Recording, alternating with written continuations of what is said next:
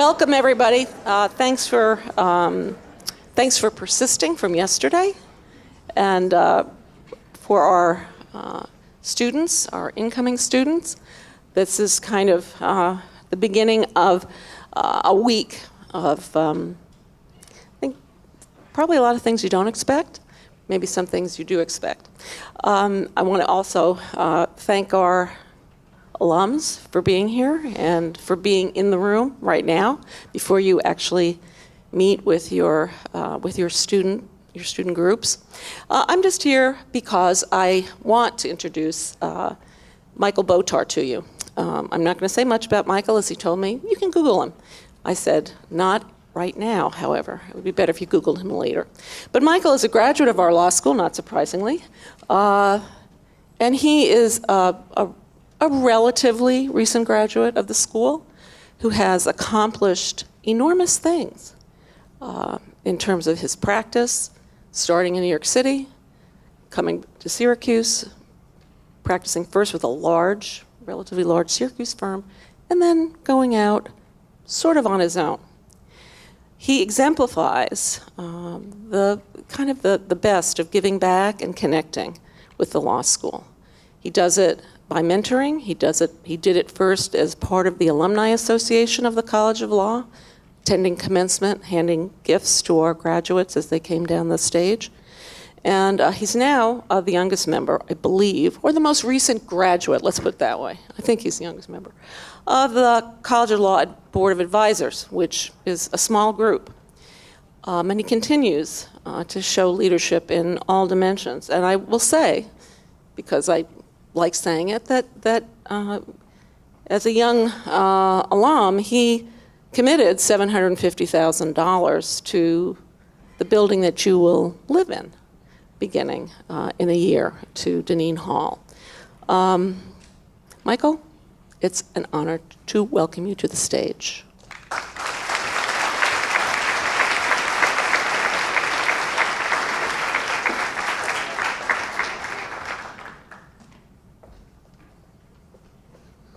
Move the mic up a little. All right, hopefully everything works and you can hear me. I don't usually have that problem. Good morning, I'm your alumni speaker. I've been charged with setting, at least in part, the tone for your new adventure, and it is an adventure. I think of my role here a bit like a bridge, a segue between the newbies, new grads, and people like Melanie, who spoke to you yesterday, and many of the alums in the room who are at the very top of their game. I'm not there yet, hopefully someday. In my own right, I've done some pretty interesting things since I sat there 13 years ago, which is hard for me to say. And I suppose that gives me some decent perspective, and I have the new Kanye in my iPhone, so we may have more in common than you think. For the next 15 or 20 minutes, I promise to take the low road. I promise to be painfully blunt, rarely self-congratulatory, hopefully a little bit humorous. I've done this a couple of times. I've used the Letterman as a countdown, Twitter, tweets, cartoons, and the cartoons seem to have the best reception, so we'll go that route again. Some are funnier than others. We could start with the first. The cartoon reads, "I don't believe in pressuring my children. When the time is right, they'll arrive at the default choice and go to law school." The heading for this, my heading for this, is live off your parents as long as possible. It's a metaphor. Over the next 3 years, one in this building and two in Dineen Hall, perhaps the most advanced legal facility in the country. The law school will teach you a number of things, most of what you need to succeed as an attorney. You have to do the rest. You have to take the flour and the sugar and the eggs and bake the cake. With the school's training, in your effort, you have immense potential to do good, to contribute to society, to honor your intended, your chosen profession. Justice Brandeis said, "Those of you who feel drawn to this profession may rest assured that you will find it an opportunity for usefulness which is probably unequaled.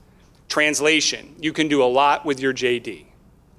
Some of you already love the law and will find a home working within the box. Some of you dislike the law and will seek to change it, and that's fine. Some of you want to right wrongs. Hopefully none of you will do wrong. Some of you will make a lot of money with your JD. Others will not. Your salary does not define your usefulness. You define your value. Do not be afraid to take up a cause or to be a public servant. Do not be too proud to take a job for the experience, not the paycheck. And do not be ashamed to mooch while you find your niche. Next one. Hard to read. This is me. I am a lawyer. Lawyers are important. They go to important offices and do important things. Color my underpants important. Don't be that guy. Failure is like success. You have to work at it. You may even need to enlist others in reaching your goal to fail.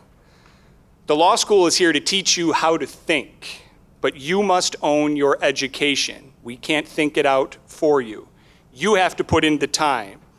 Law school, unlike, say, NFL football or NBA basketball, does not require a great deal of natural talent. Our trade can be learned with effort. Someone famous once said law school is 10% luck, 20% skill, 15% concentrated power of will, 5% pleasure, 50% pain. Boy, you got I quoted Fort Minor. Most of you were 14 when that came out, but not really a famous group and clearly not talking about law school, but it's pretty much spot on. Loud and clear. Law school starts today. Not a week from now, not a month from now, right now. There's no grace period, no window for transition. You have to hit the ground running, and it starts in this room.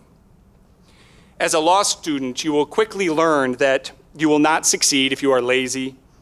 You will also learn that it's relatively easy, even at tens of thousands of dollars a year, to enlist others in the enterprise of failure. So, for those committed to ending a promising legal career before it begins and to losing all of your friends along the way, I have some pointers for you.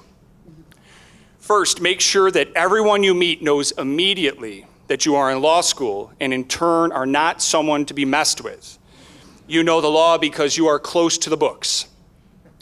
Second, never ask questions. Dumb people ask questions, smart people keep quiet and make mistakes. Third, make sure you never admire someone else's work, their answer in class, someone else's verdict, someone else's accomplishment, contract, deal, whatever. If you did not do it, it cannot be good.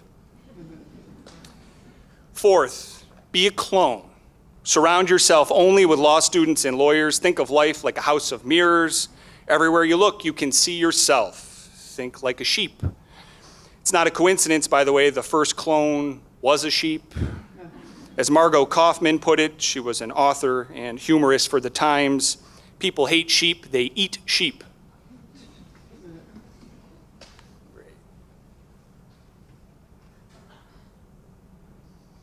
We find the defendant guilty of being in the details. My caption for this is, the devil is in the details. Attention to detail is universally perceived as the key to success. No different here.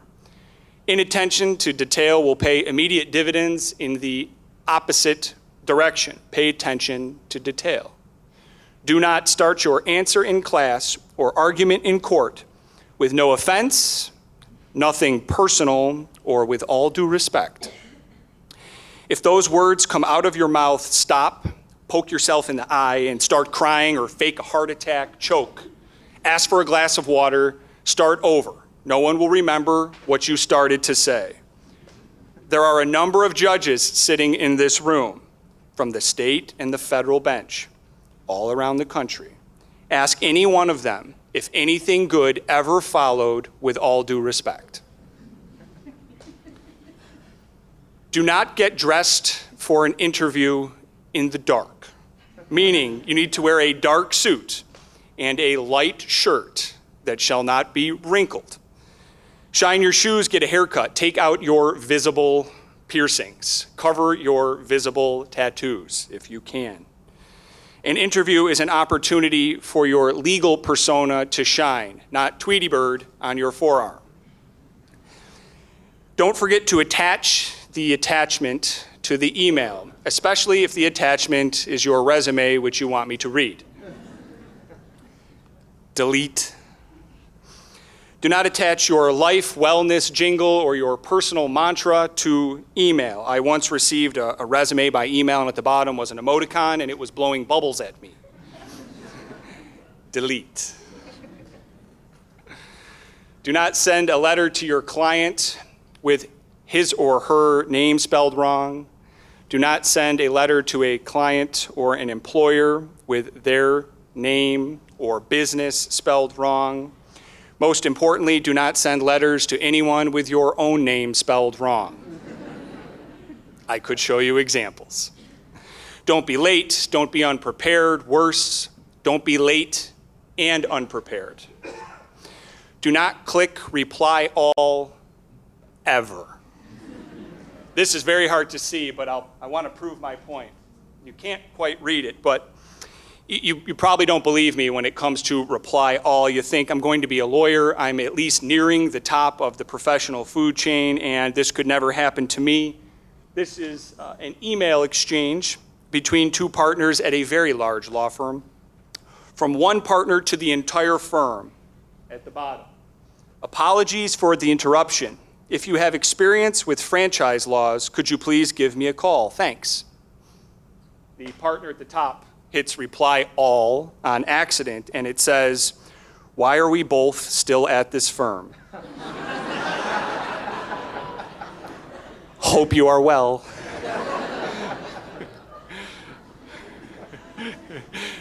True. Next slide. Counsel sensed that the panel might not be taking his argument as seriously as he had hoped. My caption for this is, you will make mistakes. Gasp, lawyers do wear blinders. We can fail to see the forest through the trees. We drink the Kool-Aid. We make mistakes. We make incorrect assumptions. We are human, except when studying for the bar exam. Then we're sort of like the zombies from Thriller. But I digress. Trying to find some visuals for today, these types of visuals, to make hopefully a lasting impression, I came across tens of thousands of lawyer cartoons. And we all laugh at lawyer jokes, and sure, they're funny. You will need to have a sense of humor. People will make jokes in your presence. But we as a profession are the butt of far too many jokes. Please don't make it worse.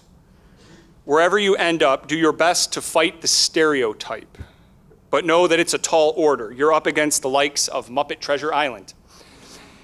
In 1996, Disney put out its take on a great American classic. My son was watching the movie last year. Halfway through, there's a character, Polly Lobster, who says, I could have been a lawyer, but I had too much heart. My son thought that was funny. He's 5. If you are genuine and humble, you will not be the punchline, and you will get the benefit of the doubt when you fumble someday, because you will. Some of our country's top trial lawyers on either side of the verses, plaintiff and defense, misspeak. These are the civil justice system's best oral advocates, and I have some anonymous examples.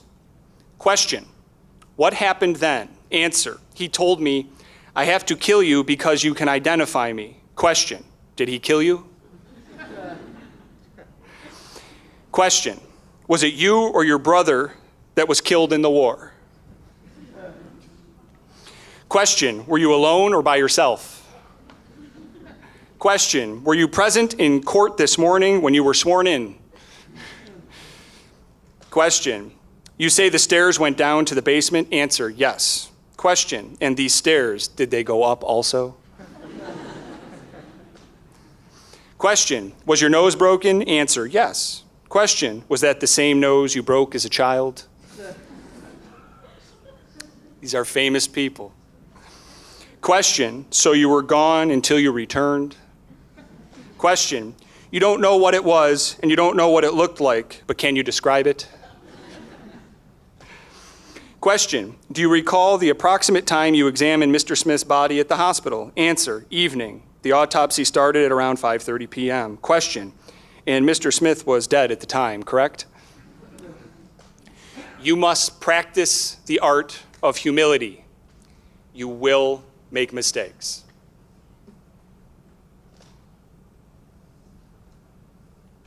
This will make sense in a moment, number of sharks and an attorney. When you wish you brought in local counsel. My caption for this is learn to speak a foreign language. Ni hao, shalom, ciao, bonjour, whatever. This is in fact another metaphor. You need to observe those around you, your audience, and learn to speak their language. Now, depending upon your background, sports can be another language, music can be another language, technology can be another language. To me, defense lawyers speak another language. In this setting, I can use words that I would never use in court when trying a medical malpractice case for an injured plaintiff. In this setting, I can use humor, which would be inappropriate when asking a jury to fine for a child that was injured during birth, or asking a jury to fine for a construction worker injured by a defective product. As a lawyer, you have to learn to speak many languages. This is how you get things done. Those who speak many languages know how to connect with their audience. They know how to fit in, and they are less likely to be perceived as outsiders. Outsiders are misunderstood, they are less trusted, and they seldom receive the benefit of the doubt. You need those things to practice law successfully. Outsiders are less likely to succeed. Why else do big businesses and national law firms hire local counsel? This may be a challenge for those not sitting at the very back of the room, the alum. You in the front are entering a legal marketplace that is run by attorneys in their 50s and 60s and 70s. You will likely be interviewed by attorneys in their 30s and 40s. You must know your audience and anticipate the potential for disconnect. To give you an example, Amazon. Some of you thought the jungle, most of you thought the online marketplace. Tweet. I think that one's self-explanatory. Bird versus social media. Cloud. To me, it's still in the sky. For you, it deals with computers or technology. You as a young attorney in particular, you must have what I call situational awareness or a horizon view. You need to be able to appreciate your environment and to be sure that you are communicating with your audience, your client, your employer, the court, a jury. Good lawyers quickly master this skill because you want to avoid being an outsider at all costs.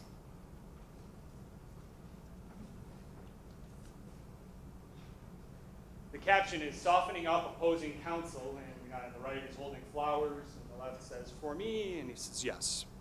My caption for this is play to win, but not to beat your opponent. Winning feels great. It is a sign that you are a good lawyer, a sign that you are a good lawyer, that you are in part meeting your potential. By winning, you also improve your niche in the legal world, and conveniently, by winning, you also develop very high expectations about you for those around you. We all want to win, hopefully as a means, not an end. And to win is different than to beat your opponent, whether a fellow law student or a colleague once you graduate and practice. Beating one's opponent is to win without dignity, without collegiality. You will all be colleagues someday. Once beaten, many seek revenge. And it's never good to be on the receiving end of someone's revenge, to be gunned for, to be sought out for failure. to be the target of someone else's burning desire to stand at the top of your hill. As a lawyer or a law student, accomplishments are fleeting. The reality of law is that for many who consume our business, you are only as good as your next accomplishment, your next verdict, your next merger, your next acquisition. While you are patting yourself on the back, someone may be planning to tie your hands back there. Do not make people want to prevent your next victory, your next accomplishment. You must learn to win with grace.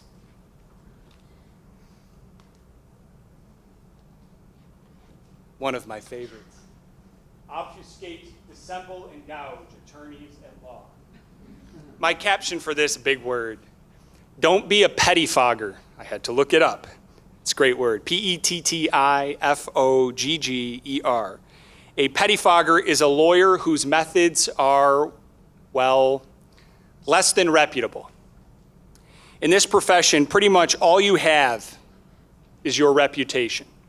It's hard to earn a good one and very, very easy to make a bad one. Extend your colleagues some courtesy. It factors into your reputation. If saying no to a simple request does nothing more than cause a colleague some angst or grief, say yes. Especially if by saying no, you force your colleague into court and ask a judge to resolve a playground skirmish. They don't like that. Extend courtesies. They are important. You are an officer of the court, or will be very soon.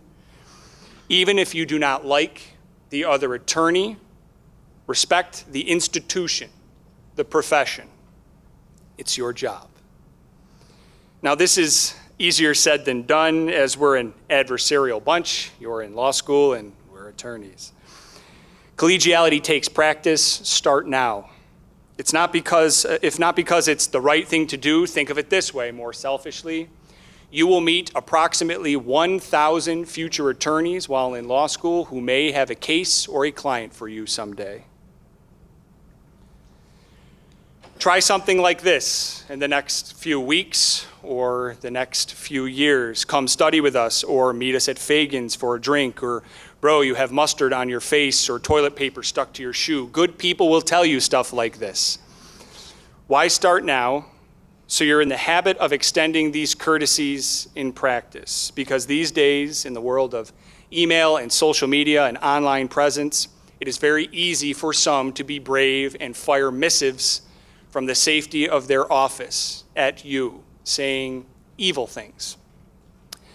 The future lawyers in this room know the world in a very different way than the attorneys already in practice.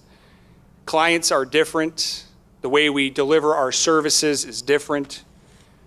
You will practice in a world where statistically, most of our clients prefer to communicate with their attorney by email as opposed to by phone or face-to-face.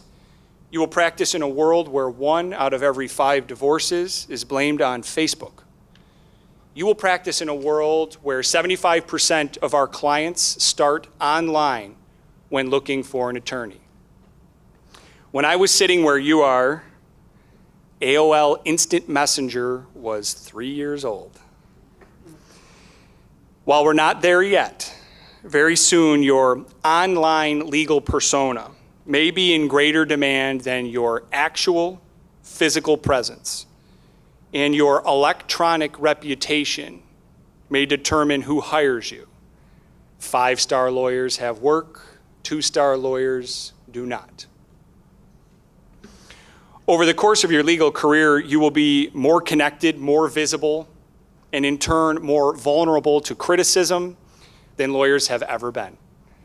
And with a click of the mouse, you can commit career suicide on the world stage. In your practice, someone will offend you, perhaps in person or more likely by technological proxy. Maybe it will be in a blog post or in a tweet or in an email. Take a deep breath, count to 10, woosah, bad boys, anybody? Fight the primal urge to scorch the earth with a typewritten reply or a witty retort in front of an audience. You are the guardians of the written and spoken word. Do not brandish your sword without good cause. You must honor your intended profession.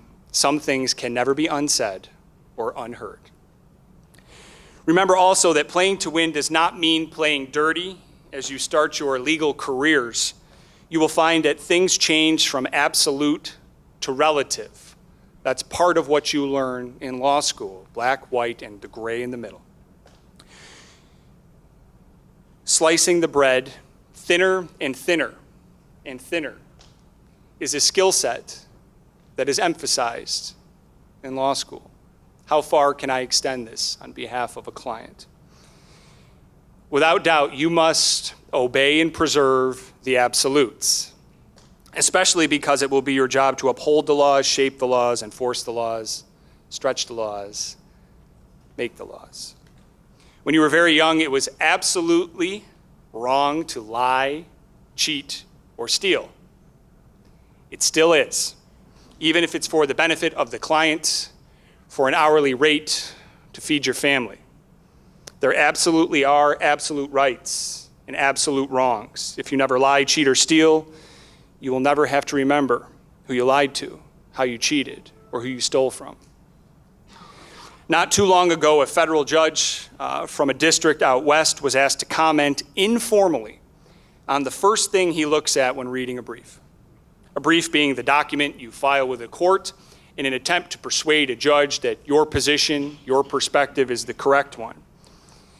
In your head, if you've written to get to this point as part of your experience or your specialty, you're thinking it must be the topic sentence, or the introduction, or the summary of the facts, the position statement, my persuasive legal argument, the conclusion, or maybe it's the parties, maybe that governs for the judge. The judge said, the name of the attorney on the cover was the first thing that he looked at. Don't be a pettifogger. Your reputation matters.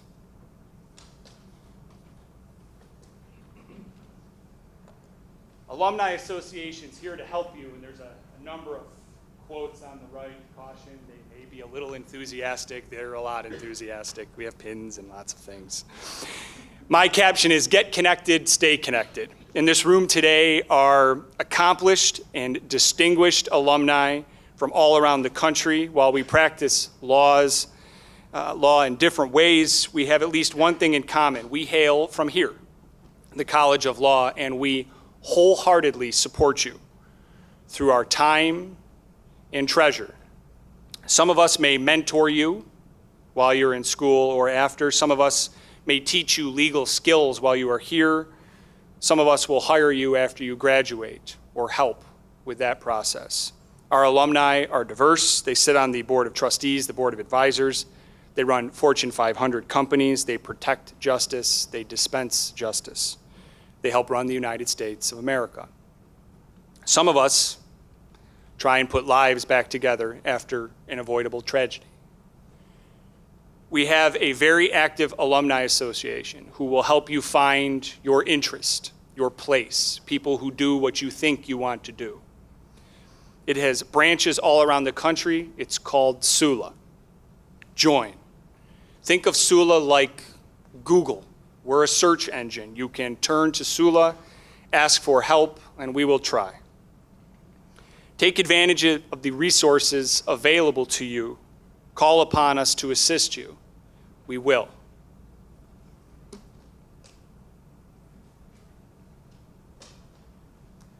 Professor, I want to believe you, but my Facebook friends, Twitterers, Wikipedia, Dan's Law Blog, and comment number 34 on Above the Law beg to differ. Hand in class. My caption for this is sit in the front row. It's a good start. I teach a course here called Law Practice Management as an adjunct, and it's a class about how to be useful in the legal marketplace, earlier rather than later. Whether your plan is to practice on your own or in big law in New York or in big law in smaller cities, mid-size, public interest for the government, wherever you think your interest may fall. I spend a number of weeks explaining the ins and outs of law firm economics so that young attorneys know how to be useful early in practice, to know what's expected of them in a firm or working for the government, as well as how to survive the transition from law student to practice. The class endeavors to teach an important thought process, and that's that young attorneys should sit in the front row. And I don't mean literally. It's a metaphor. You should make the most of your opportunity. Do not stand in the corner, announce yourself, introduce yourself. This is a handshake. It's a skill we have to teach, even at this point. Do not avoid difficult assignments, difficult cases. Raise your hand, speak up, make eye contact. Acknowledge your mistakes, learn from them. Write articles, give speeches, teach. Get involved in politics. Do not be the center of a controversy. Take on civic responsibility. Do not fly below the radar. Do not practice anonymity. Do not accept mediocrity. No slide. That's on purpose. My last point for you is captioned, "Your diploma is my diploma," and vice versa. At each stage of my career, I've done my very best to increase the value of the diploma issued by this school. I've made many mistakes along the way. I did the document review. I combed through deposition transcript. I picked up dry cleaning. I pulled countless all-nighters. I argued unwinnable motions. I've tried unwinnable cases. Why? First, selfishly, because it's good for your career. It was good for my career. You can learn a lot about what to do from the trench. You can also learn a lot about what not to do from the trench. In the trench, you can learn about how to provide for your family, how to live in a nice house, learn the skills necessary to get there, maybe drive a nice car, hang shiny plaques in your office. Hopefully, you will also learn along the way how to be a good person. Second, I did my best along the way because I knew that many alum, the people in the back, before me had put in the time to open the door. I did not want to be the reason the door closed. I did not want to tarnish the value of my diploma, the same one you'll receive in a few years. Do not tarnish my diploma. I encourage each of you to practice law as though someone will write a book about you at the end of your career, chapters about your growth and accomplishments, with a short footnote about failures and how you learned from them. A chapter about lots of fun you had along the way, a chapter about your character, a chapter about how you made someone's life better, maybe a chapter about making society better. In some way, shape, or form, a book will be written about your legal career someday. What goes into that book starts today. Good luck.